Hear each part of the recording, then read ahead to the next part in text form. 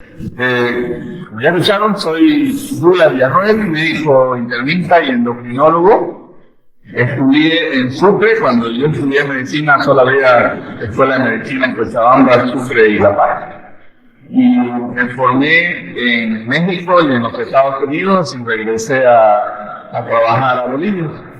El endocrinólogo es el especialista que se dedica al tratamiento de las enfermedades que tienen que ver con las glándulas que vierten sus secreciones a nivel interno, no a nivel externo. Por ejemplo, la tiroides, por ejemplo, la glándula hipófisis, la glándula suprarrenal, los ovarios, los testículos. Las glándulas salivales vierten sus secreciones hacia afuera, por lo tanto no es una glándula endocrina, y esa no la vemos nosotros. Pero una de las especialidades que con más frecuencia, una de las enfermedades que con más frecuencia vemos en esta especialidad es la diabetes. ¿Por qué? Porque el páncreas es el órgano, es la glándula que produce la hormona insulina, que es la encargada de, con una llave que se secreta a través del páncreas, esa llave se secreta y va a las células del cuerpo, que son millones, por ejemplo las células del músculo, que son los miocitos. Esta llave viene y abre la puerta de cada célula del cuerpo, y el azúcar que está en la sangre, que viene de los alimentos que consumimos cada día y se absorbe a través de los intestinos, ingresa a la célula gracias a la acción de la llave que se llama insulina. Entonces, en el 95% de las personas con diabetes, lo más común es la diabetes tipo 2, que se caracteriza porque hay resistencia a la insulina. Es un término que probablemente lo han escuchado muchos ustedes. Y la resistencia a la insulina no es más que la insulina que produce el páncreas, que está aquí detrás del estómago, y esta llave no le hace a la chapa de cada puerta de las células del páncreas. Por lo tanto, no puede abrir la puerta. Y ese azúcar que está en la sangre, que tiene que ingresar a la célula, no ingresa, se queda en la sangre, se acumula y tenemos una hiperglucemia. Eso es la diabetes tipo 2. La diabetes tipo 1 es que cuando el páncreas directamente se funde, no produce insulina a las células beta del páncreas y directamente queda la insulina al paciente de entrada.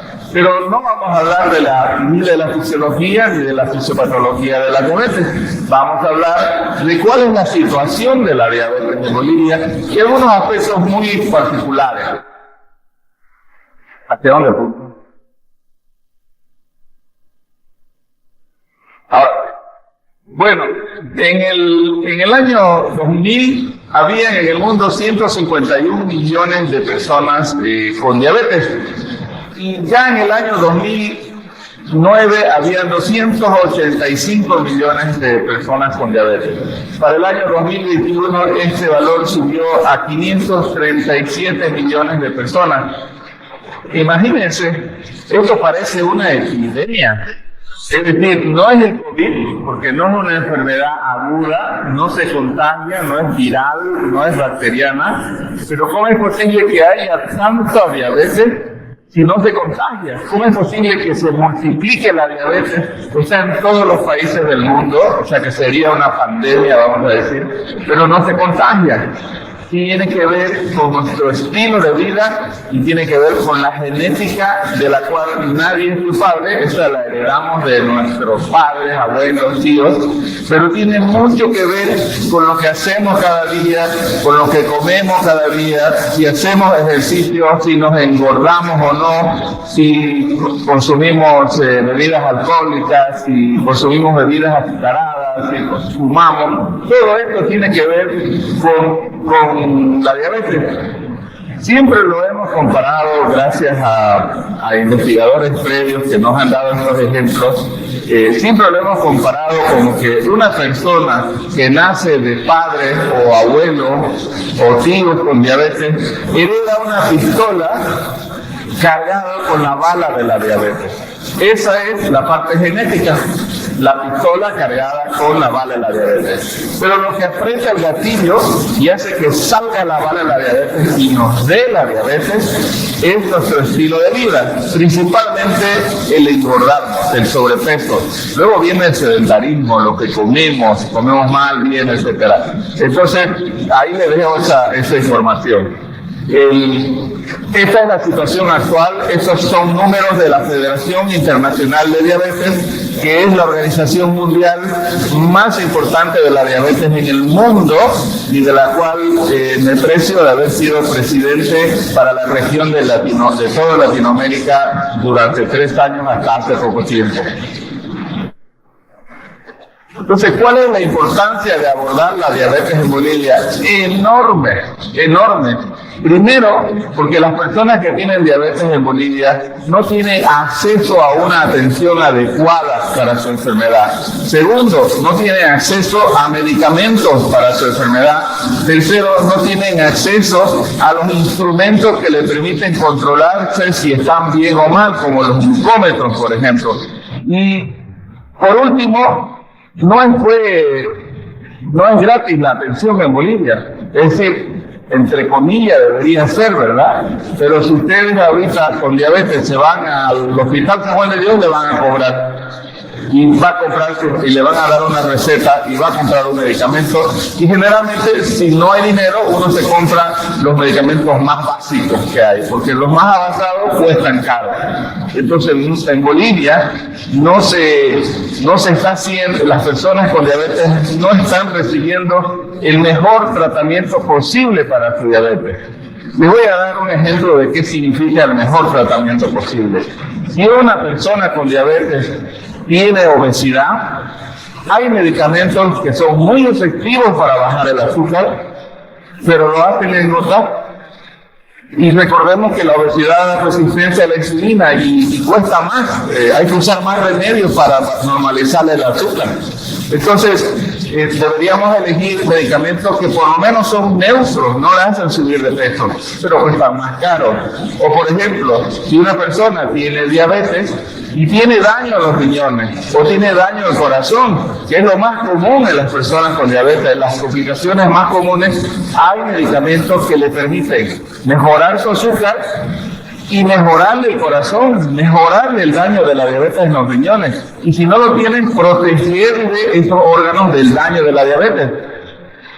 Esto es una bendición, vamos a decir, que tengan acceso a estos medicamentos, pero no los tienen. ¿Por qué? Porque primero, la seguridad pública no los ofrece, no se los da. Y segundo, quien puede comprarlos, son más caros que una simple glibenclamida y metformina, que es lo básico que normalmente se tiene acceso si uno no tiene plata, ¿verdad?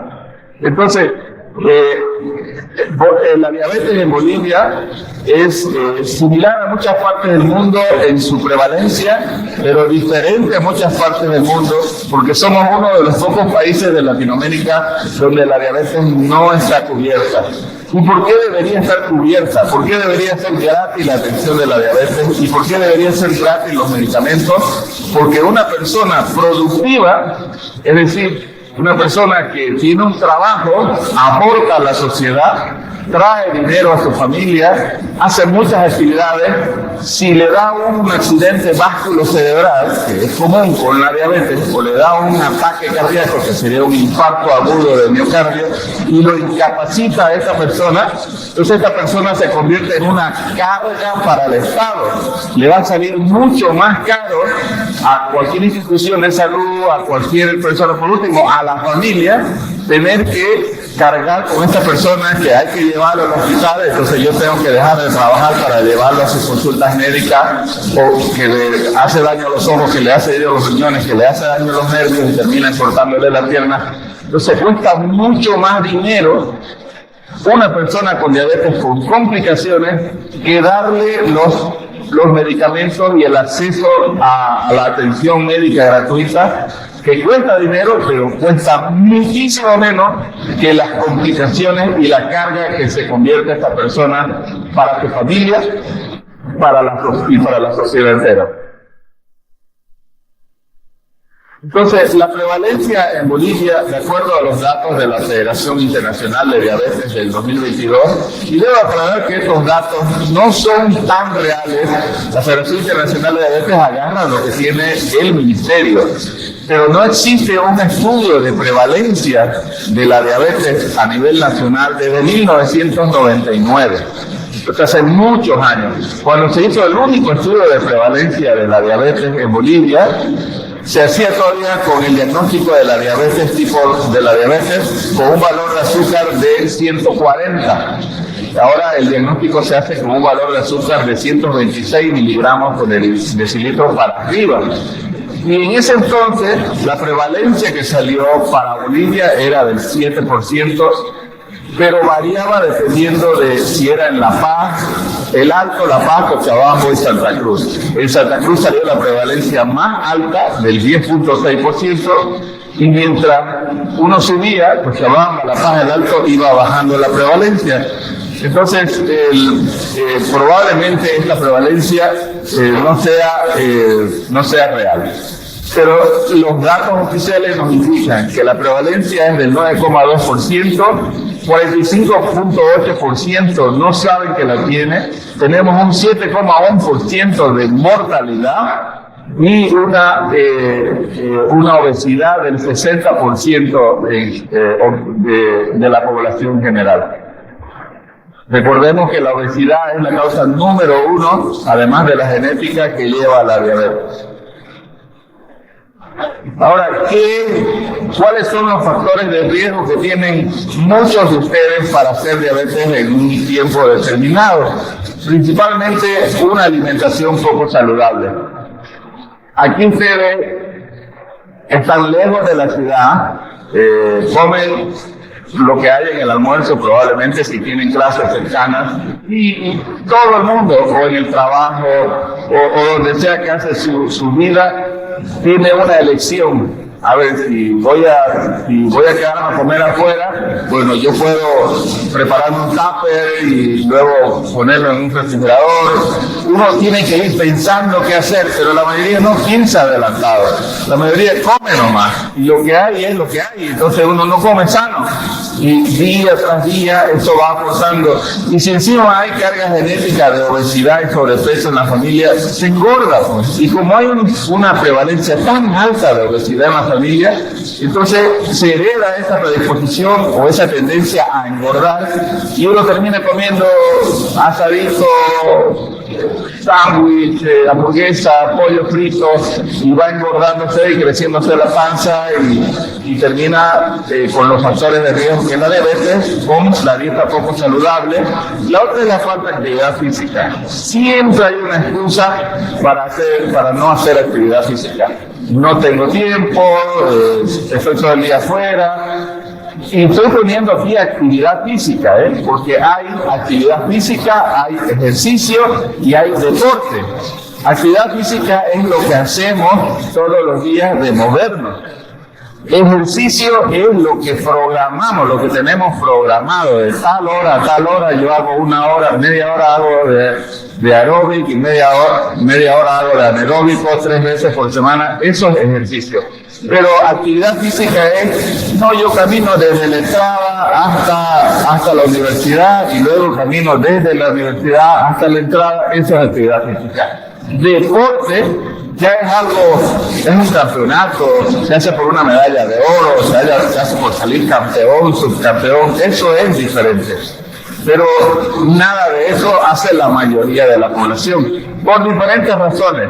Pero las excusas caen por su propio peso en la medida que nosotros, en nuestra escala de valores, ponemos la actividad física en lo más alto de importancia. Pero cuando más importantes son otras cosas, pues la actividad física siempre va a estar en lo más bajo. Luego tenemos los antecedentes familiares de la diabetes. Ese es otro factor de riesgo importantísimo para la diabetes. Nadie tiene la culpa de que su mamá, su papá tenga diabetes, pero sabe que tiene ese factor de riesgo para hacer diabetes, por lo tanto, debe cuidarse. ¿Y cómo es ese cuidado? Comiendo sano, bajando de peso, tratando de no comer dulces refinados, haciendo actividad física y tomando bebidas alcohólicas con moderación. Con moderación. Y moderación significa 2 latas de cerveza nomás. No más de eso. Más de eso nos hace daño, pues. Pero no le hacemos caso, ¿no? Luego, la edad avanzada, tampoco tenemos control con eso. Mientras más pasa el tiempo, más riesgo de hacer diabetes tiene una persona. Y la pobreza, ¿no? Uno dice que el dinero hace la felicidad o no hace la felicidad, pero el dinero sí nos da acceso en este país a una mejor calidad de atención, nos da acceso, muchas gracias, a comprar los mejores medicamentos y dependiendo de las complicaciones que uno tenga, a una mejor atención.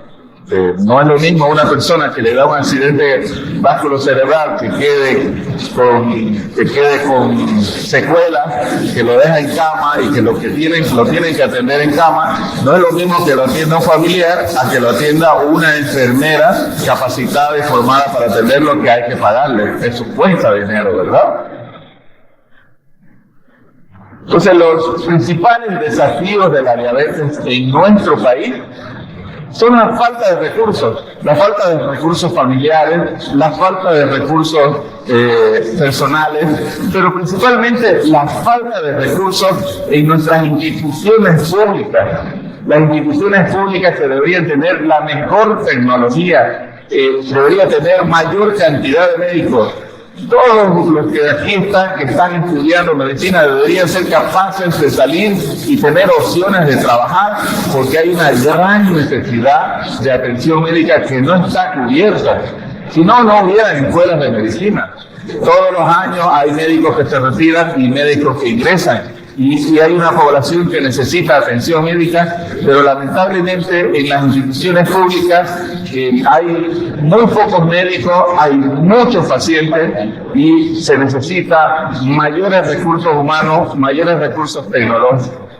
Y la otra es la falta de acceso a la atención médica, a los medicamentos y a los insumos que yo les decía a ustedes que son tan necesarios para evitar las complicaciones tan devastadoras que tiene la diabetes.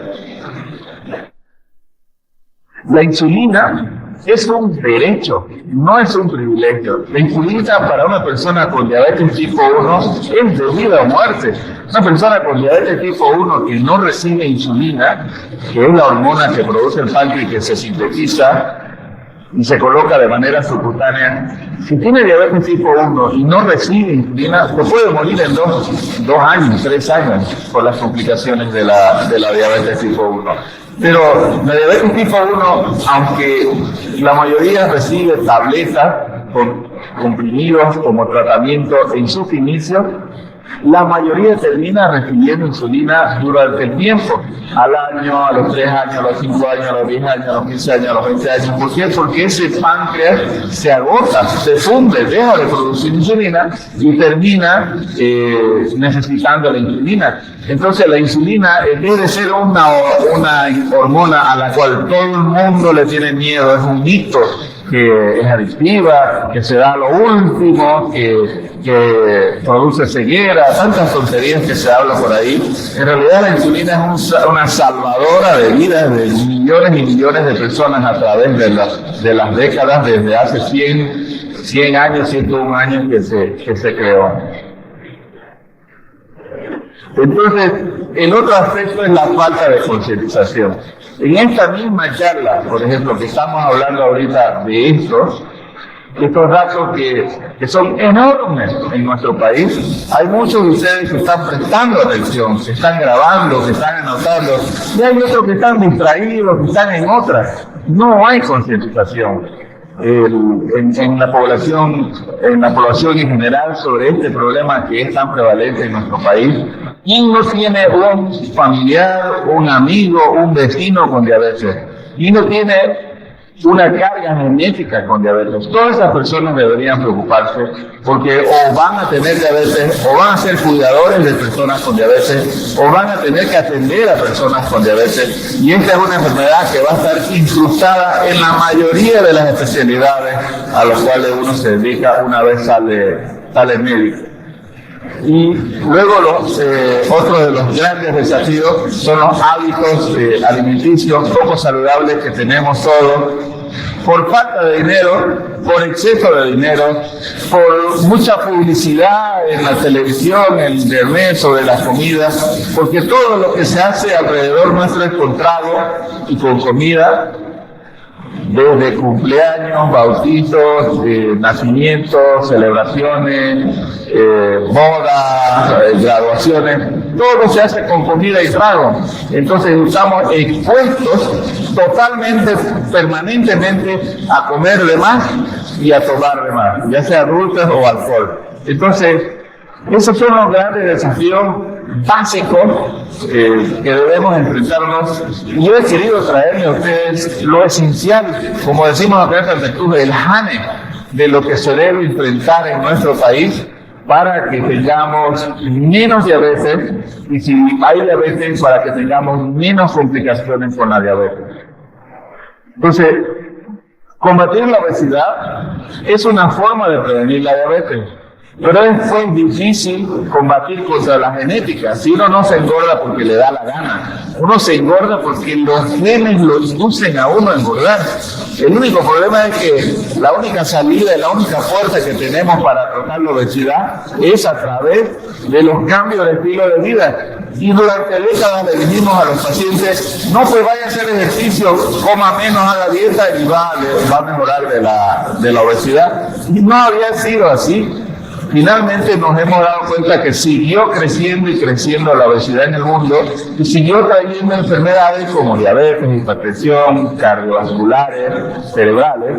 Entonces, ahora se está invirtiendo miles de millones de dólares en fármacos que no hagan daño al corazón, porque hasta ahora lo que hemos tenido hacían daño al corazón, y que permitan que una persona con con obesidad pueda hacer un plan de alimentación sin tener ansiedad para comer, sin tener hambre y sufrir, o sea, le permita, le ayuda, lo acompañe a hacer un plan de alimentación sin sufrir y le permita bajar de peso lo suficiente para no enfermarse.